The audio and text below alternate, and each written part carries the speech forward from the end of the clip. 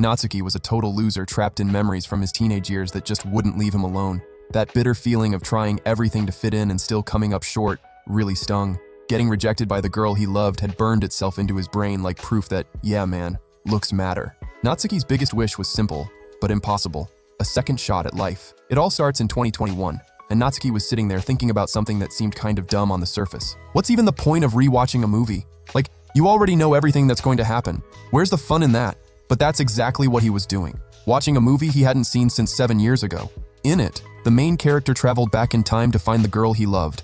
And as Natsuki sat there watching, something started slowly clicking into place. When you already know what's coming next, you see everything differently. You can actually spot what you should have done instead. And then the memory hit. High school. That pathetic version of himself, trying his hardest to be outgoing, and crashing and burning every single time. Natsuki's teenage years were gray, lifeless, dull. Out on the porch, cigarette in hand, he sat with his thoughts. From all those mistakes, he learned enough to land a decent graduation, a decent job, a decent life. And on paper, it looked like he should have been happy with that. But the regret never left. It just sat there, buried in his chest, haunting him. Those wasted years were something he could never let go of. Instead of all those gray years, Natsuki had only ever wanted to actually live his youth, full color, no regrets. He remembered the day he confessed to the girl he loved, and how coldly she shut him down. Looking up at the sky, almost like a prayer, his only wish was this: go back and fix everything. Then he opened his eyes, and he was on the floor. When he looked in the mirror, he saw the round, chubby face of his own teenage self staring back at him.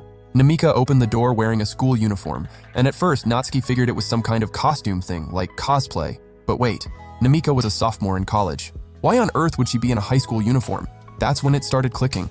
Natsuki remembered the wish he'd made. Could it actually have worked? He asked Namika what year it was. 2014. Natsuki grabbed his phone, opened the calendar, checked everything carefully, and yeah, it checked out. Even so, he couldn't bring himself to believe it. He figured it had to be a dream, a really vivid dream. So he lay down on his bed, closed his eyes, and waited to actually wake up. Time passed. The sun started going down outside. Mizuki came into the room to wake her son up and congratulate him on his graduation, apologizing for missing the ceremony because of work. She noticed he looked kind of pale. Maybe a fever? Either way, Natsuki just wanted to sleep until dinner. But when he woke up, he was still there. This was no dream. Standing in front of the mirror again, Natsuki made a decision. Trying to figure out how any of this had happened would just be a waste of time. He wasn't going to blow this chance. He was going to redo his entire teenage life, turn all those gray years into something actually vivid and alive. And the best part, he knew exactly what he needed to do. After all, he'd spent years replaying every mistake, every embarrassing slip-up, every cringeworthy moment. He knew what he should have done differently. He had 1 month before high school started. 1 month to become the best version of himself. In comfortable workout clothes, eyes full of determination, Natsuki got to work. Sitting on a bench, out of breath, completely wiped from pushing himself so hard, he admitted to himself that the teenage Natsuki would have quit right then and there. But this time was different. This time, that teenage body was carrying a mind 7 years more mature. There was no way he was going through those miserable years again. He wasn't going to give up. Not a chance. And he didn't. A month flew by in the blink of an eye. Now he was in shape, prepared, ready to relive his youth the way he always wanted to. That's when he ran into a classmate from school. Miori had gone to school with him since kindergarten, so she recognized him right away. But she stood there squinting, because something had changed. And it wasn't just the way he looked either. It was something else, hard to put into words. Something different was coming off of Natsuki. Miori said that even back when he was that chubby, boring nerd, she always saw something in him. And then she went ahead and added that the cool Miori from before wasn't really around anymore. Cool? He shot back. You were always kind of a brat. Miori was caught off guard for a second, but her little dog yanked her by the leash before she could fire back. Still, she managed to call out, excited, that they'd be going to the same school. First day of school. Natsuki walked in and every eye in the room landed on him, which was a little uncomfortable. He took a slow breath, let it out, and looked up. And there she was, Hikari, the beautiful girl he'd wanted so badly, and who had turned him down flat. The two locked eyes for a moment, but they were interrupted almost immediately after. It didn't matter. Natsuki had already set his new goal: win Hikari over, and make her his girlfriend. While he was checking out who'd ended up in his homeroom, he heard a loud girl going off on the other side of the room. It was Uta, outgoing, a total chatterbox, the kind of person who fills every awkward silence without even trying. Next to her were two guys, Tatsuya and Reita. Reita caught Natsuki looking and quickly apologized for the two loud ones beside him. Natsuki just said, chill as ever, that he was actually kind of impressed by how well the three of them clicked. The three of them introduced themselves, and when Tatsuya got closer, Natsuki recognized him instantly. This was the guy who had humiliated him in the past. Tatsuya started throwing compliments at Natsuki about his physique. Then out of nowhere, a hand touched his abs. Obviously Uta. No shame whatsoever, getting a real close look at Natsuki's six-pack. When it was time to head into the classroom, Uta spotted Hikari and immediately pointed at her, completely blown away by how pretty she was, even walking right up to get a better look. Hikari was more than used to people gushing over her looks. Yuino, Hikari's best friend, launched into a whole thing about how popular and beautiful Hikari was. And that's when Natsuki saw the opening he needed. Yuino complimented Hikari, who brushed it off, drawing looks from everyone around them. How could a girl that gorgeous say something like that about herself? Natsuki jumped into the conversation. Natural, not trying too hard. Hard to argue that you're not a beautiful girl. Hikari turned bright red, and Natsuki went pale with panic for having just let that slip out like that, without thinking. Yuino noticed her friend blushing, which was pretty unusual for someone so used to getting compliments, but it was a sign that the plan was actually working. When it came time for the class to introduce themselves, Natsuki was completely different. Night and day. Nothing like that humiliating moment from his past, when he tried to force himself to be the life of the party and ended up just embarrassing himself instead. A memory that still stung just thinking about it. The little group he'd just met invited Natsuki to check out some of the school clubs together. In the library, Hikari was chatting with a member of the literature club. How easily she connected with anyone confirmed something Natsuki already knew. Extroverts can get close to shy people with a natural ease that introverts will never have. At the basketball club, Hikari commented that Uta kind of acted like a little kid, probably because she was so all over the place. Uta took it the wrong way and thought it was a jab at her height and made it a whole dramatic thing. That's when Miori showed up and said hi to Natsuki. He froze up, terrified she was about to drag out some embarrassing story from his past. But she just said she could tell he was fitting in well. Miori glanced over at Reita with a little spark in her eyes, said he was cute, and pitched Natsuki a deal. She'd help him out with something, and in exchange he'd help her get with Reita. The whole group made plans to hang out on their free time, even if Uta's main agenda was obviously to set up a one-on-one with Hikari. When it was time to head out, Natsuki offered to walk with Hikari since she was heading home alone. On the way, the two of them decided to make a group chat to make it easier to stay in touch with everyone. Picking a name turned into a whole thing. Hoshimiya Fan Club? No, way too weird. Natsuki Fan Club? Even worse. Natsuki didn't even have fans. Natsuki Family, that's the one that stuck. Hikari swiped a photo of Natsuki to set as the group icon. Natsuki did the same thing right back, grabbing a photo of her on the spot. Hikari's fix was to just take a selfie of the two of them together. Then a message from Yuino popped up in the group chat. Stop flirting in the group chat. That was all it took for Hikari to want to disappear on the spot, and Natsuki smiled. The plan to finally have a colorful teenage life was starting to flow. At the end of the day, Natsuki gets a call from Miori. She wanted help digging up everything she could about that blonde guy she'd been eyeing, the whole thing they'd already talked about before. So the two of them meet up, and Miori looks Natsuki up and down with the face of someone who just witnessed a car crash. Like, who shows up looking like that to meet a girl? But it was literally the most decent outfit Natsuki owned. Miori's disappointment was written all over her face.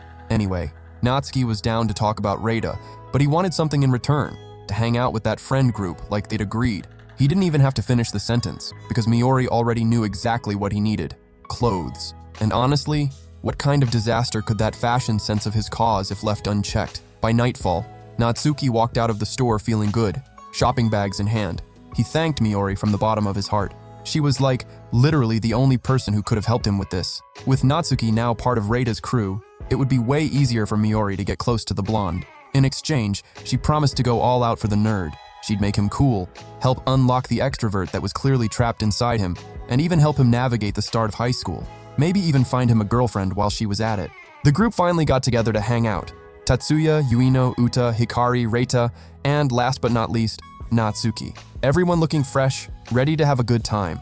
As they walked, Hikari struck up a conversation with Natsuki about his outfit. He hesitated for a second. Did he look ridiculous? But Hikari was just giving him a compliment. Natsuki returned it by saying she looked nice. And Hikari immediately called him out. Nice? Not pretty? She was just messing around, of course. She was obsessed with men's fashion, and if she spotted a piece she liked, she'd buy it without a second thought. She was happy Natsuki thought she looked nice, and all that adorableness straight up hit him right in the chest. First stop was a sports center. Hikari's idea. Uta's energy went through the roof. They started with ping pong. Hikari was quick to talk herself up, saying she was actually good at it, even if she was terrible at pretty much everything else. Tatsuya called her bluff immediately, ready to put it to the test. She shut that down fast. Tatsuya was way too intimidating, so Natsuki invited Hikari to play a chill, low-pressure match instead. And again, that thought crept into his head. She's so cute.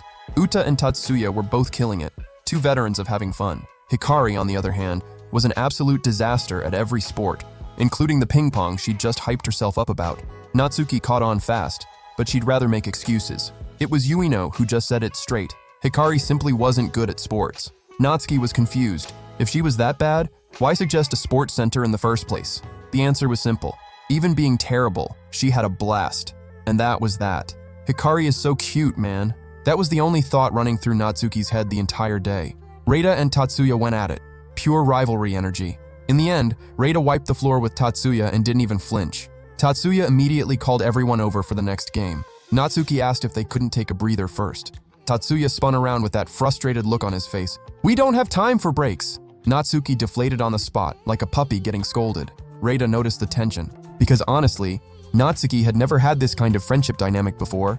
Everyone gathered for a toast to starting high school. Uta announced, beaming, that they were all real friends now. Hikari found that absolutely adorable and patted Uta on the head. Yuino did the same to Hikari, calling her cute. Hikari told him to cut it out immediately. Reita caught a moment alone with Natsuki to bring up something sensitive, Tatsuya. Natsuki was caught off guard. He didn't even have to say a word because his face gave everything away. Reita confirmed it just from the look. He'd noticed that Natsuki's energy drained every time Tatsuya was around. Natsuki admitted it was true and gave props to his friend's read on the situation. Reita had always been observant, the kind of guy who sees what's actually going on beneath the surface. He hadn't said anything before because he figured it was just a matter of the two of them not being close yet. But this time, he felt something different. He felt fear, and he was right. Natsuki tried to convince him the problem wasn't Tatsuya. It was something internal. That painful memory flashed through his mind for a split second. He asked Reita not to say anything to anyone. He'd try to work through it on his own. Reita agreed. It wasn't his business, and because of that, it wasn't his place to say a word. Reita said he trusted Natsuki, believed he could get through it, and in that moment, Natsuki finally understood why every girl was into Reita, and it had nothing to do with just his looks. Everyone rushed onto the empty basketball court, and nobody lost it harder than Uta and Tatsuya. It brought back memories for Natsuki, from his life in the other timeline. A lonely time, but one where basketball was his escape. He kept playing even when everyone around him acted like he didn't exist. In college, when he had nothing left, it was those shots that kept him going. And even after all that time without touching a ball, the skills never went anywhere. Natsuki sank the shot clean, in a moment that left everybody speechless. The guy was genuinely good. This time, Natsuki felt lighter. Uta jumped with excitement. "Why aren't you on a basketball team? You're a natural!" She turned to Tatsuya, expecting him to back her up, but he was frozen, expression dead serious. When Uta snapped him back to reality, Tatsuya smiled and said he'd just been caught off guard. He gave Natsuki his props, genuinely incredible. Natsuki brushed off the idea of joining a team, said he had work to focus on. Tatsuya threw down a challenge. He wanted to test Natsuki's skills himself, one-on-one. Natsuki took a deep breath and thought back to his conversation with Reita. He accepted, saying it'd be fun. The time to face that fear was right now, and he was going to play with everything he had. Uta and Hikari screamed Natsuki's name, going all in with the hype. Tatsuya was a little salty about the lack of support on his end, but he rolled with it. Natsuki glanced over at Hikari. He wanted to play well. He wanted to show off for her. The game was on. Natsuki thought back to the basketball lessons Tatsuya used to give in the other timeline. He pulled the same move he'd learned back then and bucket. The crowd went crazy. Tatsuya pushed forward with the ball, but Natsuki could predict every single move. After all, he'd watched every play, every technique, every detail of Tatsuya's style for 3 years in that other timeline. He pulled off a slick dribble and bucket. Tatsuya came back serious. No more playing around. He was lightning fast and got on the board. Natsuki looked over at Hikari again. I can't let him win. Gotta show out. Gotta make this happen. And then the most important memory hit him. In the other timeline, everyone looked down on Natsuki, tried to intimidate the nerd. But there was one person who always shut that down. Tatsuya, the team captain, who wouldn't let anyone talk trash about Natsuki, not even behind his back. It was because of him that Natsuki managed to stick with the team all the way to the end. His teenage years were rough, but they would have been so much worse without Tatsuya there. And that gratitude, it ran deep, back to the game. Natsuki stripped the ball right out of Tatsuya's hands, just as he was about to score the final point. In that instant, he understood. The fear he'd been carrying wasn't really fear of Tatsuya. It was the fear of being hated by him. Natsuki jumped, released the shot, and bucket! Tatsuya got bodied. Game over. Uta was the first to absolutely lose it over Natsuki's win. Tatsuya held that blank stare for just a second, and then broke into a grin.